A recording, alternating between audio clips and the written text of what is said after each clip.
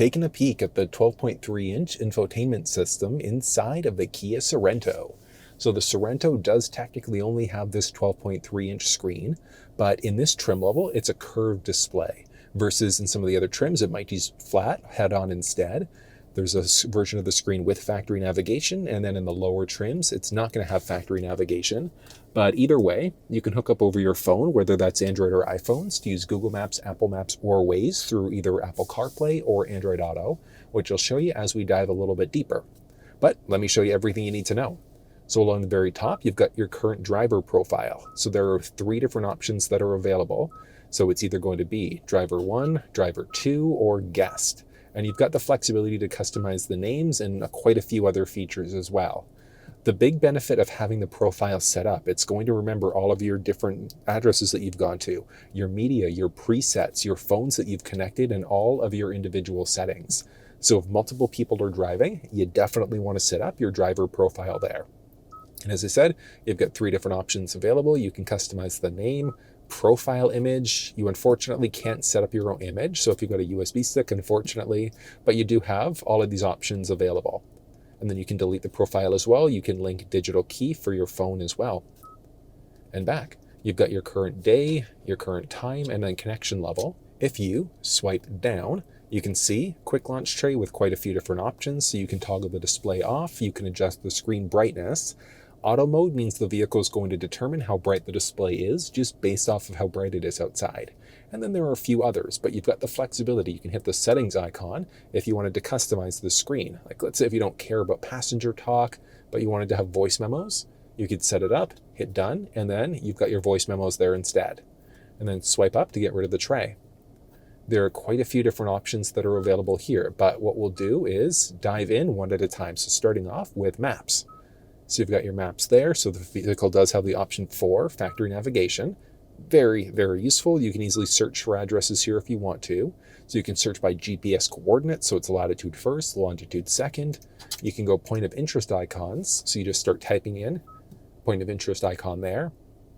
It's going to show me all the different Tim Hortons that are available. So just going to select a random one. And then from there, you can route, save location, etc. So if we look at route options, there we go. And we've got 2 different options available. So either recommended or alternative. So if there was a shorter route available, but this is going to be the best route here. So you can start guidance.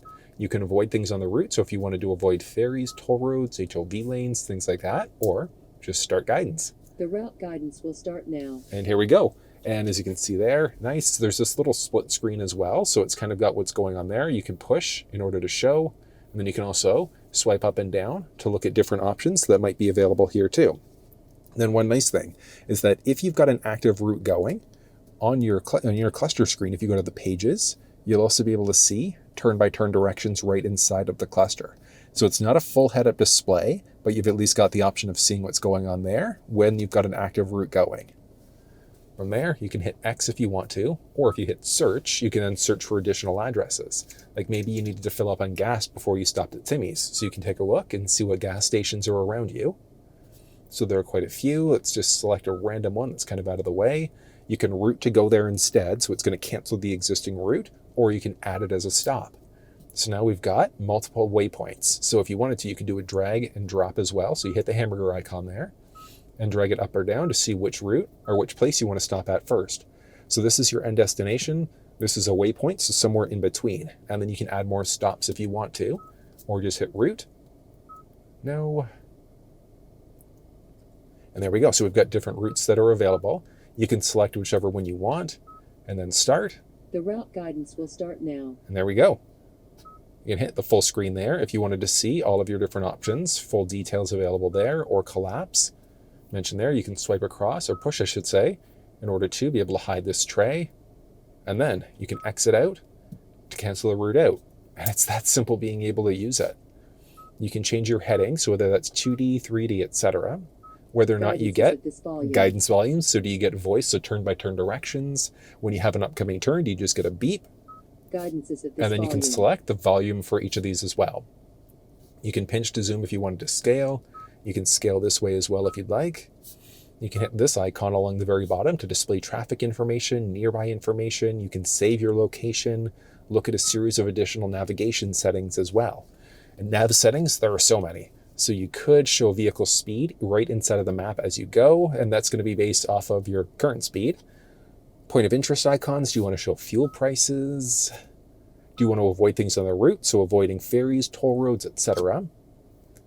For your distance, nothing exciting there. Guidance location, same thing, nothing exciting that you need to know. Border crossing, nothing exciting there. Camera distance alert, nope. Map mode. So there are a few different options that are available. So you've got your 2D, 3D, etc. If you move back a level, you've got your 3D versus auto scale. So is the map going to zoom in or out based off of your speed and if you have an upcoming turn? Do you want your map font to be larger or smaller? And then what map view do you want? I'm personally a fan. I like the darker look. You've got different options available. Darker, classic dark is going to give you slightly more detail. And then you've got some map features, previous destinations from a general safety perspective. You could have it so that your previous addresses aren't saved, but if that one's enabled, it's automatically going to save all of your previously gone to destinations. And then, nothing exciting there, and back. And then you've got GPS coordinates, so you've got your basic coordinates there. So if you ever get lost, if you need to call a tow, whatever the case may be, you can give them your exact GPS location there if you'd like. So I know that's quite a little bit of information, but that's how you use factory navigation inside the vehicle. One other thing I'll point out is that you can also set up a home or a work address. And the big benefit there is that, actually let's deactivate that, that's getting annoying. So a big benefit of setting up a home or work address is that if you, there we go, let's cancel that out. Will start now. So if you've got a home or work address set up, you'd be able to push the voice command prompt on the steering wheel, and you'd be able to say navigate home, navigate to work, etc. And it's going to navigate to whatever options that you've set up here. There are a series of different options that are available for media. So you've got AM, FM, SiriusXM, Bluetooth, sounds of nature, so many different options, and then USB. Then you've also got the option of using USB sticks that have MP3s on them. One thing to point out is that you do have to use USB Type-C. So this is just a USB-A with a little dongle there to switch from A to C. And then you can only play audio back, so there's no video playback capabilities. But in order to use USB down the center stack there, you're just going to plug yourself in. And when you do, you've got a few options down the middle. So you've got this button here. So that's going to change you from charging or to charging and data transfer. So you just want to make sure you're in the data transfer mode in order for USB audio to actually work. But you've got there, see, series of different options available. So let's dive in. SiriusXM here. So you've got AM, FM, SiriusXM with a boatload of different options. So you can see here, you've got a star icon. So anyone that's got a star next to it are going to be all of your presets. So you could save a preset by hitting the star icon there. Very simple to be able to save all the stations that you'd like to. And then a benefit of doing this is that in your favorites section, you can see all of the favorites that you've saved. So if you want to, you can also push and hold, and that takes you to this screen. And then from there, you could then go through and you can start deleting. So you highlight as many stations as you want to, and then you can hit delete and yes, and that's going to delete all of the presets that you've selected. If you push and hold again, you could then push and hold there, so the little hamburger icon, and once it becomes loose, you can drag it in order to be able to customize the order of your presets as well. You can mark all, unmark all, delete, etc. And moving back on your favorites, you can also edit your favorites out this way and then go to some sound settings, which we'll touch on in a second. But under FM, hit the icon there to scan. You can refresh. So if you're new to an area, not sure which stations are available, hit refresh there. You can tune manually instead if you want to, so swiping across this way or this way instead. Hit FM again to go back to this. AM is going to be the same thing, so a series of options available. Sound settings, things like that. And then SiriusXM gives you a few other options. So you've got your basic channel view. There's a category view, so music, sports, news, etc. Hitting this is going to list favorites. You can enter the station or enter the channel, look at sound settings and things like that. So let's actually dive in to some advanced sound settings here. So nothing exciting here. So start at volume maximizer. If you've got the volume cranked and you go to turn the car off, it's going to limit how loud it is when you first start up. Position, you can adjust the balance and fade if you'd like to this way. Center it out, have it focused on the driver, passenger, people in the rear, etc. Adjusting the tone. I found in this car that the treble dropped a bit, gives good audio. Up a bit is too tinny in my opinion, and then bass at 4. I think it gives really good audio, but that's going to be a matter of preference. But what I'd recommend is going through, playing with these with audio going until you find something that works for your ears. Guidance volumes, nothing exciting there. So basically, in a nutshell, what these ones are, navigation priority. So if you've got the radio going and you've got an upcoming turn for navigation, it's going to lower the audio for your regular music in order for you to hear your upcoming turns. Radio noise, nothing exciting there. And then you've got a few other options here. So haptic warning is an interesting one. So if you start to veer over into a lane without signaling, or you start to turn into a lane and there's somebody next to you, you get a little bit of a steering wheel vibration, almost like you're running over rumble pavement. You're not, there's nothing wrong with anything like that. There's nothing wrong with the suspension. There's nothing wrong with the drivetrain. It's just, you're getting a little safety warning, but you can toggle all of these off if you want to. With park safety priority, if you've got audio going and then you start getting closer to an obstacle as you're parking, it's going to lower your volume in order for you to hear that there's something going on. You can adjust both Android and Apple CarPlay volumes, and quite a few different things that you can adjust. So navigation, ringtones, phone, media, things like that. So if you're connected to your phone over Apple CarPlay, Android Auto, and your audio is not sounding good, you're going in here to adjust all of the different settings. And jumping back. So that's the basics of your audio settings. There's one other thing, is this button. So you can go between either AM, FM, SiriusXM, or here in order to go to Bluetooth audio, sounds of nature. So Bluetooth audio if your phone is connected. Sounds of nature here, so more of those calming, relaxing sounds, or USB music. So if you had a USB stick with MP3s on there, you'd be able to look at all of those songs. You can look at a file view, song view, albums, artists, whatever the case may be. And then hitting here gets you back to your sound settings or an online manual. But that's how you utilize USB music and I guess music in general inside the vehicle. Next up is going to be connecting a phone. On your mobile device in order to search. As of right now, no phones are connected. Select the name that matches vehicle name on the screen. We're going to Bluetooth, looking for Sorento. There we go. Pins match up, so we're going to pair. Do you want to allow contacts and favorites to sync up? This is not my car, so I'm going to say no to that one. Obviously, if it was yours, you could say yes there. And you've got the phone connected. If your contacts were downloaded, those would show up, but you've got your dial pad along with, so it's saying no call history, and that showed up because I hit no on my phone when I first connected. But you've got your current connection level and battery level. And it's straightforward. So all of these things, because I said no when I first set the phone up.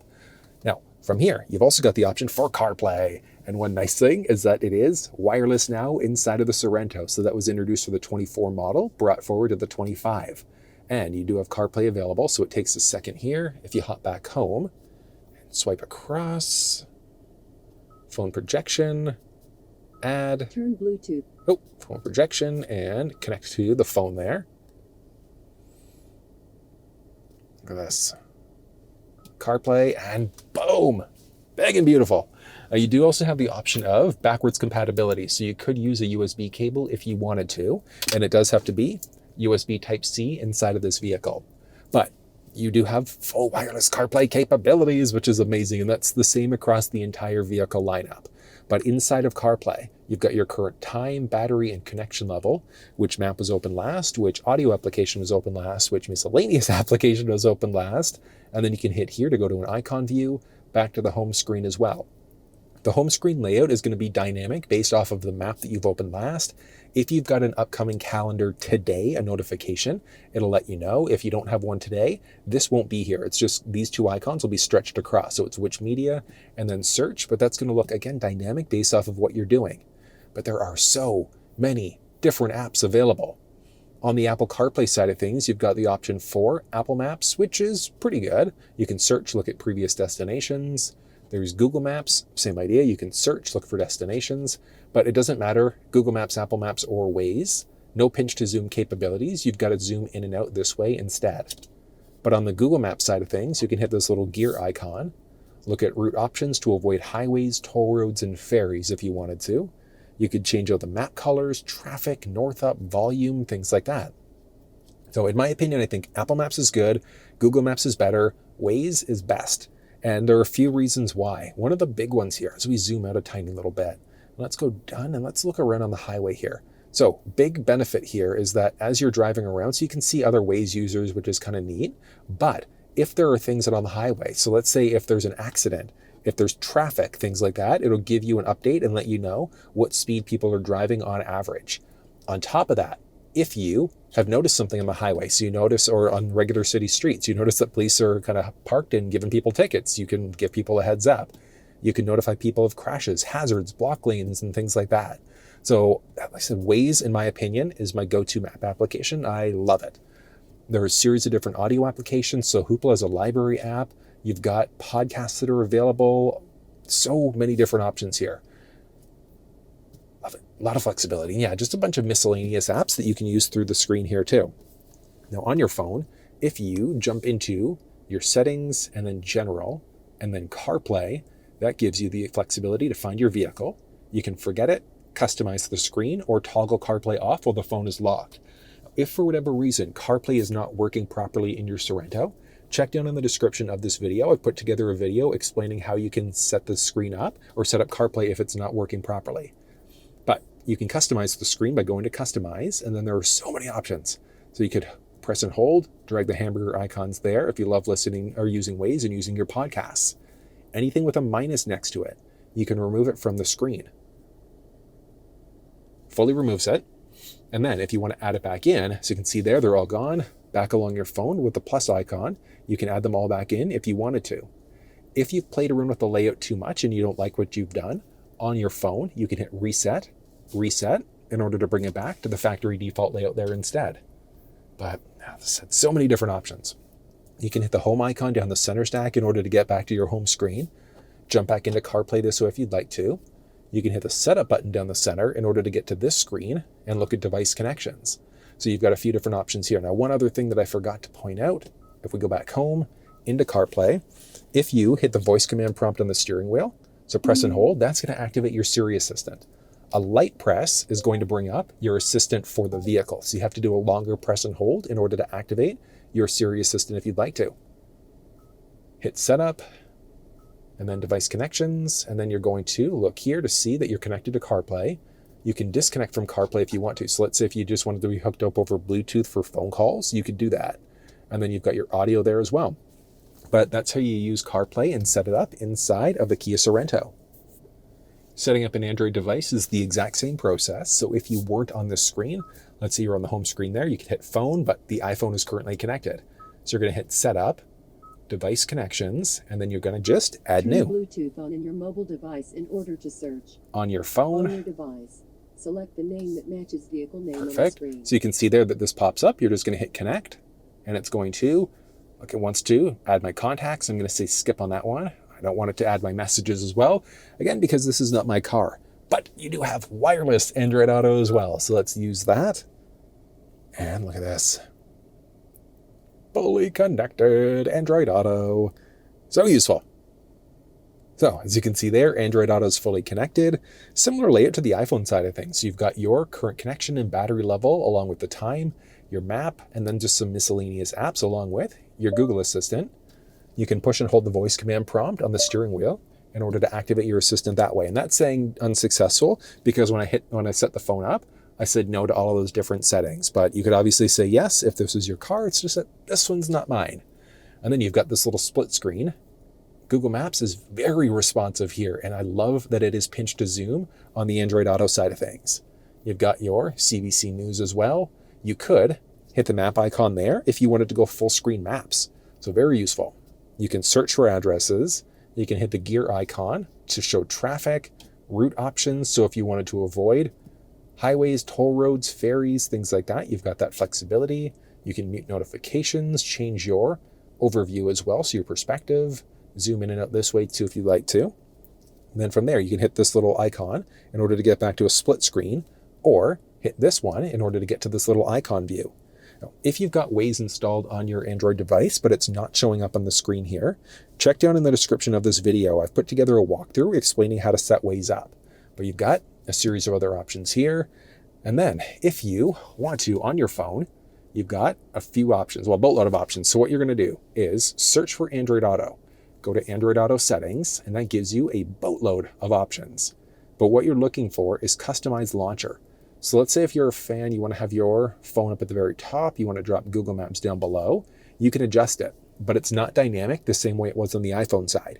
So in order for changes on Android Auto to take into effect, you just have to hit the setup button down the center, device connections, disconnect from Android Auto, reconnect to Android Auto, and then when you launch in, go to your icon, it's reset all of the icons there. So the layout that we selected or we changed to, it's now come into effect. So not dynamic, but still you can customize it, which is great.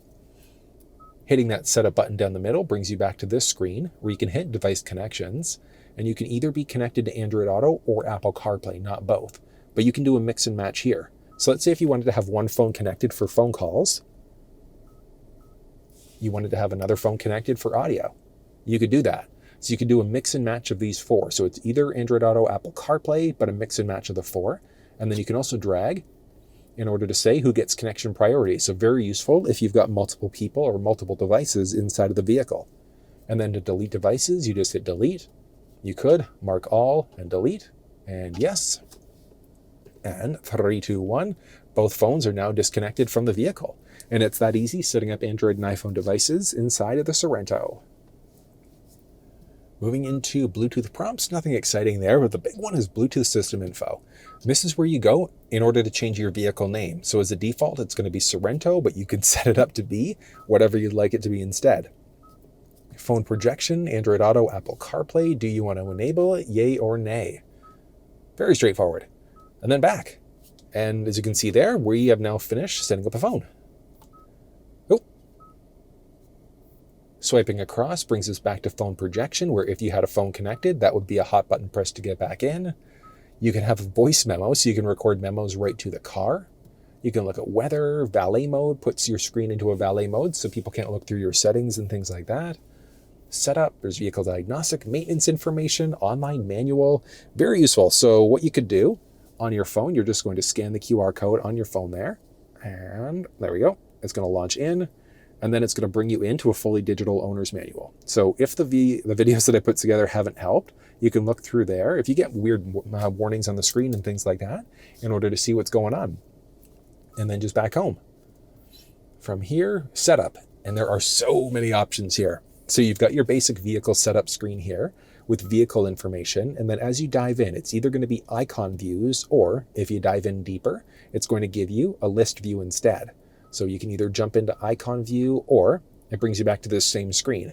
So let's start off on driver assistance settings. So first one is going to be driving convenience. So you do have adaptive cruise or smart cruise control. So the vehicle doesn't have the option for traditional cruise. So it's strictly going to be the smart cruise control system. And you're going to use that utilizing the buttons along the right pad of the right side of the steering wheel. So you could hit the button here to turn it on, increase, decrease speed. There's a distance indicator there as well. But if you want to walk through on how the adaptive cruise control system works, check down in the description of this video. But with the adaptive cruise or smart cruise control system, how fast or slow do you want it to react? How close or far do you want to be away from the vehicle that's in front of you as well? And back a level here. You've got highway drive assist, lane change assist. These ones are kind of cool. So with the advanced highway drive assist system, if you hit the turn stalk to go left or right, it's going to check to see if there's anybody next to you, and then it's going to gradually move you into the lane if the lane is free. So either on the left or the right side with change assist. It's pretty cool. And from there, driving safety. Forward safety, if there's a potential collision, it can automatically brake for you. With cross traffic safety for forward, if you're pulling out of a spot and somebody's coming perpendicular, it can let you know. Lane safety, so if you start to veer over into a lane without signaling, it's going to gently nudge you back into your lane. There's the blind spot view monitor and then blind spot safety. So the blind view monitor is kind of neat. So if your vehicle has it, if you hit the turn stalk to go left or right, it's going to show you, utilizing the side mounted cameras, what's going on in your blind spot. It is a really, really cool system. From there, there's the blind spot safety. So if somebody's entered the blind spot on either side of the vehicle, that's going to highlight red in order to let you know that somebody's in your blind spot. And then you'll also get notices inside of the cluster screen as well. From here, there's the driver attention warning, leading vehicle departure. If you've come down to a complete stop and the car in front of you starts driving and you haven't started moving, it's going to chime at you to let you know that the leading vehicle is driven away. Speed limit assist, so there are different options here. So speed limit assist, if the speed drops, let's say from 60 down to 50, what you could do is push down in order to drop to that set speed as well. You can get a limit warning. There's limit assist as well. And then when you go to speed limit assist, there's an offset. So are you okay with going a little bit over or under the speed limit as well? I'm personally not a fan of that one, but you can say whether or not you want that one showing up. And then the speed limit information is going to be that info in the cluster screen. So you can see whether or not your road speed is going to show up there. From there, you've got parking safety. Let's see, rear safety, rear cross traffic alert. So rear cross traffic alert, as you go to back up, if somebody's coming perpendicular from you, so from the left or the right side, it's going to let you know of a potential collision there. In your backup camera, you've got this top-down view, side camera view, or a wide rear view. And there's also this, full 360 view. So cool. I love the way that Kia's done this. So neat. It's not going to be standard inside of the Sorento, but still is really nice. And then you've also got the flexibility of hitting the little P button down the center stack there in order to be able to get to this camera view instead. So you can see your front camera, rear camera, whatever the case may be. I just love the way Kia's done that. And swiping back into our settings, vehicle, I think we were just about done driver assistance. So parking safety. Yeah, those are the big ones there. And then for audio, we've already seen these ones. So do you want to get that haptic warning as you start to veer over into a lane without signaling, you're changing lanes and someone's next to you, whatever the case may be. Series of climate settings, which I always just recommend keeping these ones on. So auto defog, defrost, dehumidify, things like that. Seats, easy entry, exit. So there are 3 different levels. So the steering wheel is always going to be locked in place. But with the power seat, if you go to turn the vehicle off and that setting's enabled, it's going to back the seat up into different levels for you to get in and out a little bit easier. So there's a normal versus extended, and then back there's seat position change. So if the power seat's been adjusted, you can get a notification, but along the door, you can also set your driver's seat if you'd like to. So you're just going to hit set and then either 1 or 2 in order for it to save your seat settings there as well. But if you didn't have driver seat memory, that just wouldn't be available. Lights, when you hit your turn stalk to go left or right, do you want to either have 1, 3, 5, or 7 flashes? When you go to lock the vehicle, do you want the headlamps to delay? So 15 seconds for you to get to your house with the lamps still on.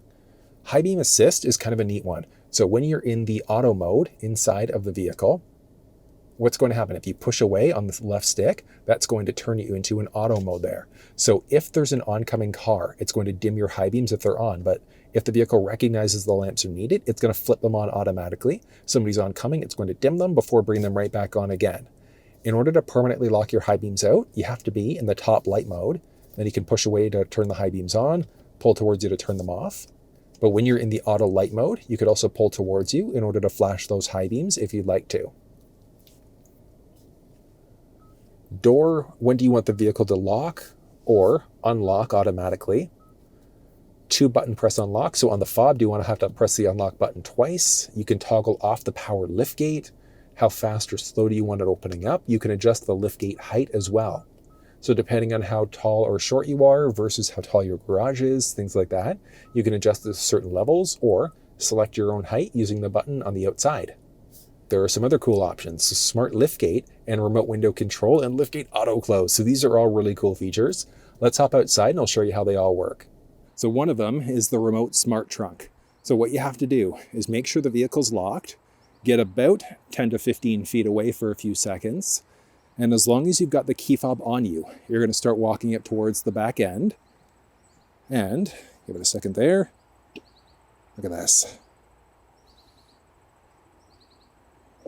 Love it. Up it goes. Such a cool feature. Now, hold on, you might be able to hear this. So hear that beeping. So there's also the option for a walkaway feature. So it can auto close as well. So cool. There's a button that you can push on the outside to stop that process if you wanted to. And then you can push and hold the unlock button. Watch this. Down the windows go. You can release deposit or push and hold again. Oh, push and hold again. There we go. I hit another button. That's why it paused. Down they go. And that's all 4 windows along the driver passenger side. So those are really cool. I love that it's got a liftgate auto close. So as you walk away, automatically closes the trunk. So cool. And then you've got digital key available too. Unfortunately, I can't show you how to set up a digital key because this is a press vehicle, but I'll link off to a Kia video that shows it how it's done. And then rear occupant alert, when you go to turn the vehicle off, if you've opened the second row doors, inside of the cluster, it's going to tell you to check the back seats. Do you want to enable or disable the wireless charge pad? So the wireless charge pad is located just down here, so you can enable or disable it. When you've got a phone on there that supports wireless charging, you'll also get a little notification there as well. Yeah, so you can see it turn on, and then you also get a little notification in the screen. Rear wiper when in reverse, so if you've got your windshield wipers going and you put yourself into reverse, it's automatically going to turn on that rear wiper for you as well. Moving back, and that is the basics there. Navigation settings, which we've already seen all of these different options. Sound settings, which we've already seen, so adjusting your position, tone, treble, mid-range, bass, all that fun stuff. Device connections, if you've got active connections on the vehicle, so active Bluetooth connections, or adjusting your vehicle name. You can adjust user profiles with 3 unique options. Voice recognition is a cool one. So there's a voice command prompt on the steering wheel here. So a short button press gets you to this option. There are some available and there are so many things you can do. In So this screen, voice you is could not set recognized. destination, contacts, vehicle commands. You can adjust the climate. You could open and close the windows. You could open and close the tailgate. Turn on the heated steering wheel heater. Turn on the heated, ventilated first row seats. There are so many things that you can do. So one thing that I recommend is that when you first get your Sorento, go through the screen here, play with voice recognition, because there are so many things that you can do. Yeah, all of the different buttons for your climate control are down the center stack there, but being able to just hit the voice command prompt in order to change all of those options, very, very useful. Then you can also reduce the number of prompts is also useful. So when you hit the voice command prompt on the steering wheel, you could just say tune to a radio station and it'll just do it rather than giving you feedback that it's actively doing it. From here, screen layout. So you can adjust the screen a tiny little bit. So inside of the cluster, there's either the option for your traditional circles or there's your simple view instead. So circles versus simple view. I personally I like this one because you can see what's going on here with your traditional speedometer, tachometer, etc. That's going to be a matter of preference. But then you can also link it to your drive mode. So there are different styles that are available, slightly different from one another. But linking it to drive mode is going to be based off of what you've done here. So down the center stack, there's a little switch that you can use in order to jump between different modes. So there's normal, eco versus sport and smart, or terrain modes as well. But you can have the cluster locked out to a different mode. Like let's say if you love the capability of the eco mode and the fuel savings, but you really love that sport mode look instead, you can adjust it so that that's the case. Or you can link it to the drive mode instead. So that one's going to be a matter of preference. There's a screensaver that's available. So when the screen's turned off, do you want nothing showing up or a clock? And with a clock, what option? Do you want digital, analog, etc.? Or again, just nothing showing up. So that one's a matter of preference. From here, if you hit this, you can go to the online manual or your split screen. So when you're on the split screen, what information do you want showing it up? And then if you push and hold, what order are they showing up? So if we hop back into the map for a second, swipe across, you've got your split screen here. So what information is showing up? And again, which order is it showing up?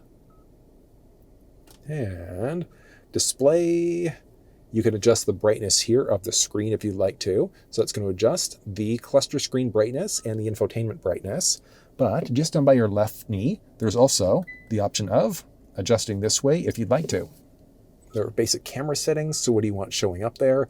Park distance warnings, your guidance lines. So as you go into reverse, you've got your guidance lines here.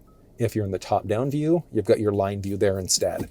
So whether or not those ones show up, matter of preference. And the warning, as you get closer to obstacles, do you get a notification letting you know? Blue light filter is a neat one, so it's going to automatically make the screen, you might be able to make it out there, but it's going to make the screen a little bit warmer, so it's easier to be able to use the screen, or see it, I should say, less eye strain. You can have it automatically come on based off of how bright it is, or you can set a time yourself when you want the blue light filter to come on. Matter of preference. Buttons, so many options. So there's the one custom button down the middle here, and then you've got 2 individual custom buttons on the steering wheel as well. But it's what do these buttons do? So the one down the middle here, what do you want it to do here? You can turn the display off. So when you hit it, turns the display off instead, button press to bring it back to life. With your steering wheel custom button, what do you want this one to do? You can have it go to your home screen, map, things like that. So that's a matter of preference. With the steering wheel mode button, what do you want that one to do? And that's going to be a matter of jumping between all of your available sources. So you've got Bluetooth, sounds of nature, AM, FM, SiriusXM, whatever the case may be. So when you hit that mode button now, it's going to jump you between all of the selected sources there.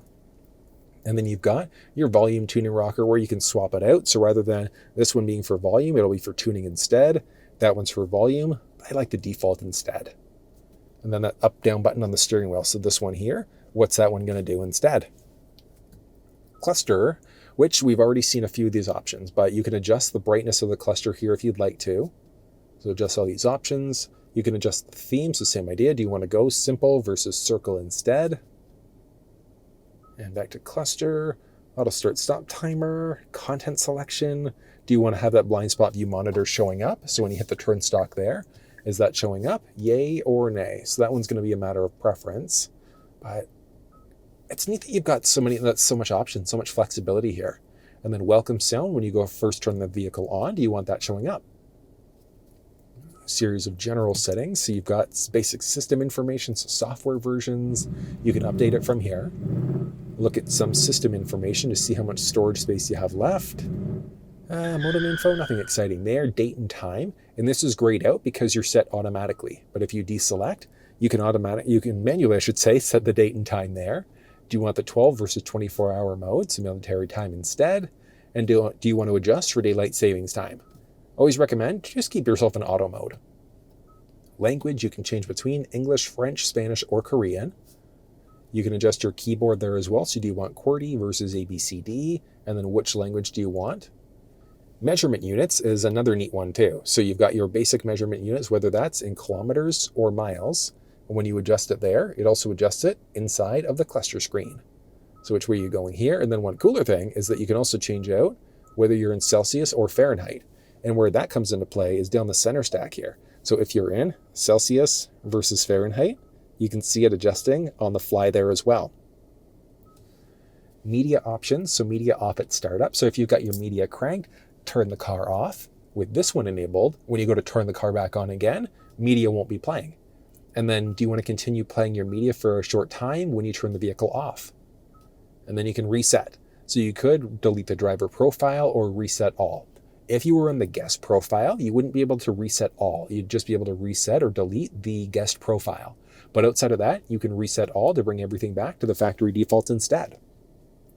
And then down the center, there are a series of other options here. So you've got your volume rocker, tuning rocker. You can adjust your climate here as well. And then you've got this button to jump between adjusting your climate if you'd like to. Different driver passenger side, sync it back up, adjust your fan speed, etc. You could flip it back to get to this screen in order to button press to get home, get to your map. You can search for addresses. You can seek between stations, media, setup. If for whatever reason the screen's giving you problems like Android Auto, Apple CarPlay aren't working, factory navigation's not working, things like that, you could hit Setup, General, and you could do a full factory reset if you wanted to, but that's going to remove all of your previously saved settings, destinations, all of your options. So what you could do, right next to the power button, see right next to climate, there's this little button here. So that little guy, what are you going to do? Take a paper clip. You're just going to insert for a second, and that's going to flash it off, and then it's going to take a second in order to come back on again. So what you've done is just done a soft reboot instead, and that's essentially going to potentially wipe away any issues that you might be facing. So like I said, if you're running into any problems, yeah, you could do that hard reboot to get rid of all of your settings, or just soft reboot by inserting a paper clip right there instead. I know that is a lot of information, but that's everything that you need to know about the infotainment system inside of the Kia Sorento.